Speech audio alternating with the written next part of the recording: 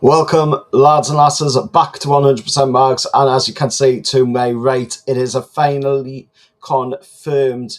Newcastle United have signed Lucas Hornicek, of course, from SC Braga, and the 24-year-old joins for an undisclosed fee. That undisclosed fee, of course, is 24.5 million, which has been talked about from quite a few different journalists. Mark Douglas has talked about it. Lee Ryder, Keith Downey, quite a few different journalists have already stated the fee, but Newcastle, of course, putting up undisclosed fee, and he has penned a 5-year deal at St James's Park. So welcome to the club, Lucas Hornicek. And of course, if you don't know who Lucas Hornicek is, and a lot of people probably won't know who the lad is, unfortunately, because if you just watch Premier League football and you don't watch, the other leagues in Europe, then that is understandable that you won't know who this lad is. But here is just, the stats of what this lad is capable of. Looking at them stats right there, some absolutely brilliant stats. You've got the goalkeeping numbers coming in there, of course, with the saves of 74 saves, I believe that is there. I've got a very small picture on the screen for what I can see of course, these stats, but you can see the numbers there. It proves this lad knows what he's talking about. He knows what he's doing, and he is in amongst the top goalkeepers in Europe. There's only 5 goalkeepers that were better than him last season in Europe. So that shows, just how good of a player he is. When you consider, that there's only 5 goalkeepers ahead of him. Tells you all you need to know about that lad, Lucas Hornicek. And of course, he comes in at a massive 6'6", I believe it is, as well. So he's going to be with new number 1, I think, coming in to the club, of course. And he didn't wait around. He's straight into it as well, straight to work on the training ground. You can see, Mark Gillespie there in the background as well, watching over and seeing what the lad can do. And, I'm just really pleased to see that we are signing some really good talent and that we are getting in some really good youth players as well. We're still yet to see an announcement on our new manager, of course, Matthias Jessel, or MG, as a lot of people will be calling them, of course, as a nickname. But it's a brand new, as John Clegg has said here. I'm looking forward to the new dawn. It has gone rancid, stale, and needed a change, and that is definitely correct, by John there. It had gone stale, and we did need a fresh start, and we needed to push forward. And seeing what Ross Wilson and the transfer team have done this window has been absolutely brilliant. We've brought in some really outstanding players, and for very little amount in money as well. It hasn't cost a fortune to bring in these players, and if they all hit the ground running at the same time, then we're going to be looking at a really impressive and a really interesting season ahead. But Lucas Hornicek joined Newcastle United, as you can see, of course, on a 5-year deal, and of course the fee is 24.5 million to the club. So that is absolutely amazing. What a steal for a player, that is only 24 years old, got a whole years ahead of him in his career as well, so let's see what happens. Let's see what he can do. And as I said before, of course, the stats there is, telling you exactly what this lad is capable of. But let's move on to, of course, now to talk about the recent news that is going around, and that is, of course, wow, thank you, John, mate, for that. Sent a stream of 600 joules. Wow, thank you for that, mate. Really do appreciate that.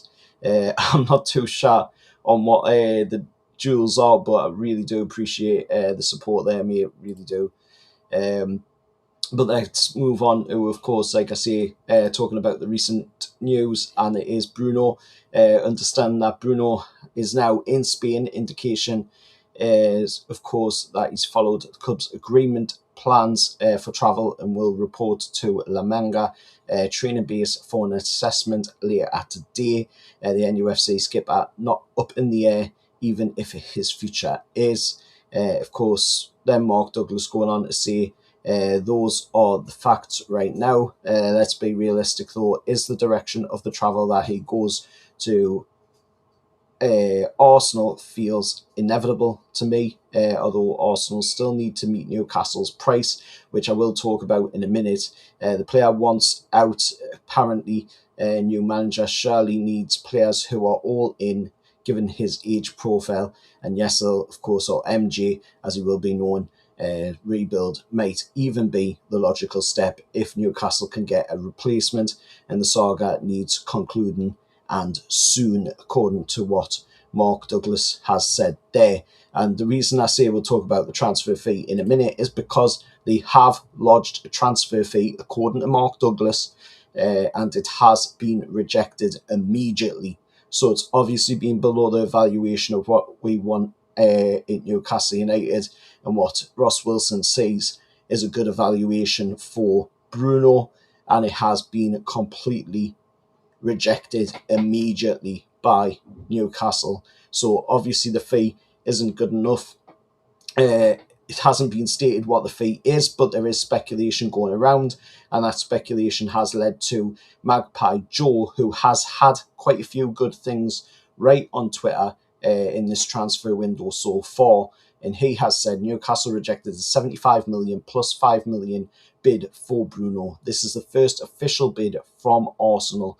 Even though we've been saying this saga going on for quite some time now, it seems like, this is the first bid that Arsenal actually have lodged, even though we've heard reports from the likes of Romano, the likes of Ornstein and other media outlets saying that, Arsenal have been putting in bids.